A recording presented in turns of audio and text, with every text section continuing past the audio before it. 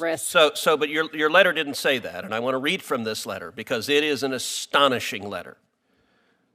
The second page, we call upon Governor Lamont, the state of Connecticut, and all Connecticut jurisdictions to, 1. Hey everyone, welcome back to the channel. Today we've got an explosive moment from Capitol Hill that you do not want to miss. Senator Ted Cruz goes all in during a hearing, ruthlessly grilling a Biden nominee, Professor Russell, over a controversial letter she signed back in 2020. This isn't just any ordinary confrontation. Cruz pulls no punches as he digs into the details of this letter, which has some pretty shocking implications. Back in March 2020, at the very start of the COVID-19 pandemic, Professor Russell signed a letter that has since become the center of some serious controversy. Now, you might think, what's the big deal? A lot was happening during the pandemic. But hold on, this letter is far from ordinary. Senator Cruz confronts Russell about the fact that she didn't disclose this letter to the committee. Even more shocking, she claims she doesn't even remember signing it. Cruz, clearly unimpressed, wastes no time in calling this out. He finds it deeply concerning that such an important document could just slip her mind. Cruz reads directly from the letter, and what it says is frankly alarming.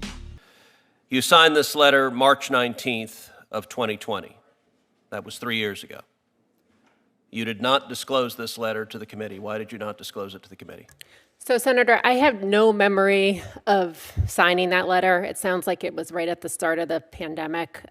So I apologize. I made every effort to try to find anything that was responsive so I guess if Senate. You have no memory, you didn't consider it that big a deal, I'm assuming? Senator, I'm just not sure. It's not something I remember signing. I don't doubt that, All right, that you I have want it to there. talk about this letter because it's an extraordinary letter. This is not, I know the chairman and Senator Booker were trying to rehabilitate you by saying, well, lots of people did humanitarian release for some people incarcerated. That's true.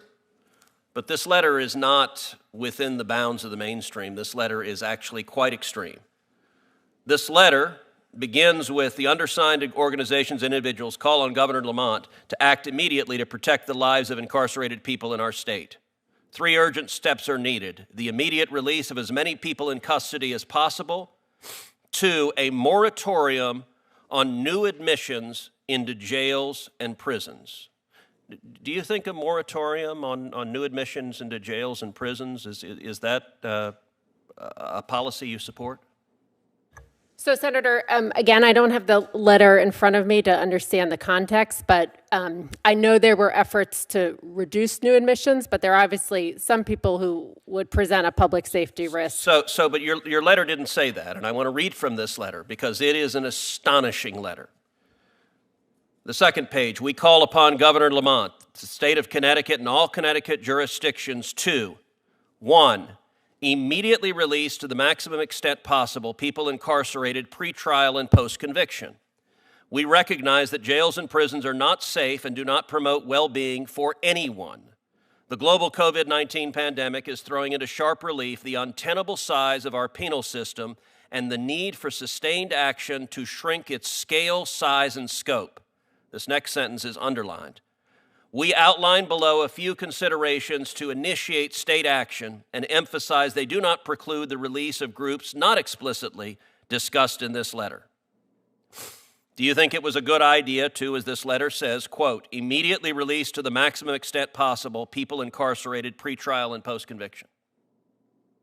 So, Senator, I'd want to understand the context around extent possible. It's the letter you signed, so you know the context. So again, Senator, I don't have it in front of me, and I didn't have a memory of the specifics.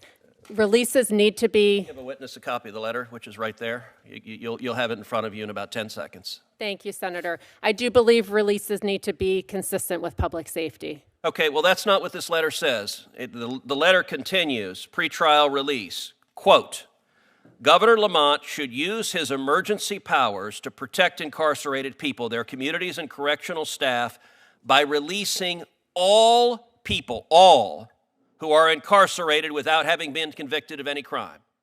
All people means murderers. It means serial rapists. It means child molesters.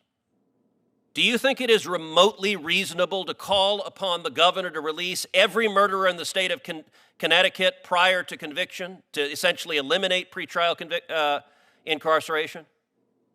So I think, Senator, that releases should be consistent with public safety. But that's not what you said. The letter doesn't say that. It's all.